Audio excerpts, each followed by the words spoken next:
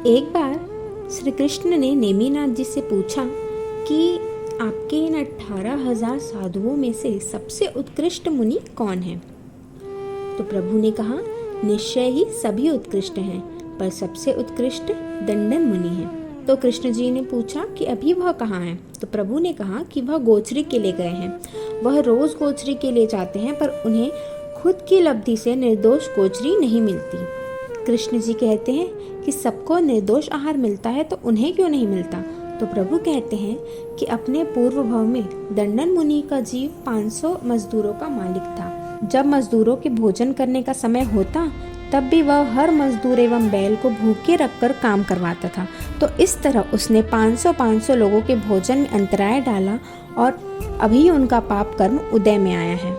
इसलिए उन्हें 6 महीने से निर्दोष आहार प्राप्त नहीं हो रहा है, लेकिन फिर भी जरा से भी दुखी नहीं होते और हंसते हंसते उपवास पे उपवास किए जा रहे हैं। अन्य मुनियों के द्वारा लाया हुआ आहार भी वह ग्रहण नहीं करते। कहते हैं, जिस दिन मेरा अंतराय कर्म टूटेगा तभी मैं आहार लूंगा। प्रभु की देशना के बाद कृष्ण जी नगर से निकले तो उन्होंने दंडन मुनि को देखा और हाथी से उतरकर मुनि को वंदना की। यह घटना एक सेठ देख रहे थे और सोचा यह कोई महान मुनि है, इसलिए श्री कृष्ण ने इन्हें वंदन किया। सेठ ने बड़े भाव से उन्हें लड्डू बहराए। उसके पश्चात दंडन मुनि प्रभु के पास आए और कहा कि हे भगवान, क्या मेरा अंतराय कर्म आज खत्म हो गया है।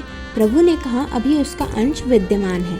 तुम्हें जो भोजन मिला है वह लब्धि श्री कृष्ण की है, क्योंकि उस सेठ ने तुम्हें श्री कृष्ण द्वारा प्रणाम करते हुए देखकर ही तुम्हें निर्दोष आहार प्रदान किया है। प्रभु ने जब ऐसा कहा तो तुरंत दंडन मुनि आहार के पात्र की झोली लेकर निर्जीव स्थान पर आहार डालने के लिए चले गए। निर्दोष भूमि देखकर वहां खड़े रहे और झोली में से लड्डू हाथ में निकालकर चूरा करने लगे। दंडन लड्डू का ही चूरा नहीं कर रहे थे, बल्कि इस प्रकार वह मानो अपने कर्म पिंड का ही चूरा और क्षय कर रहे थे। इस प्रकार उनकी विचारधारा आगे आगे बढ़ती गई। 500 मनुष्यों को भोजन के लिए अंतराय डालने वाले मैंने पूर्व भाव में थोड़ा भी सोचा था कि मैं भोजन का अंतराय कर रहा हूँ। मेरे द्वारा बांधा हुआ अंतराय मैं नहीं भोगूंगा तो कौन भोगेगा। इस प्रकार धीरे धीरे आत्म परिणति में अग्रसर होते मुनि को अपने देह के प्रति निर्मोह जागृत हुआ और वे शुक्ल ध्यान में आरूढ़ हुए। अंतराय कर्म का क्षय करते करते उन्होंने चारों घाती कर्मों का क्षय किया।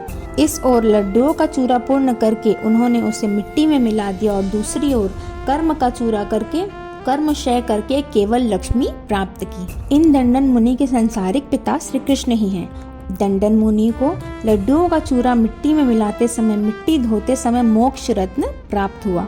तो इस घटना से हमें यह सीखने को मिलता है कि कर्म का उदय तो सबके जीवन में आता है, पर उसे अगर हम दंडन मुनि की तरह समता भाव से सहन करेंगे, पुरुषार्थ करेंगे, तो ही हमें मोक्ष रूपी फल की प्राप्ति हो सकती है। जय जिनसाशन।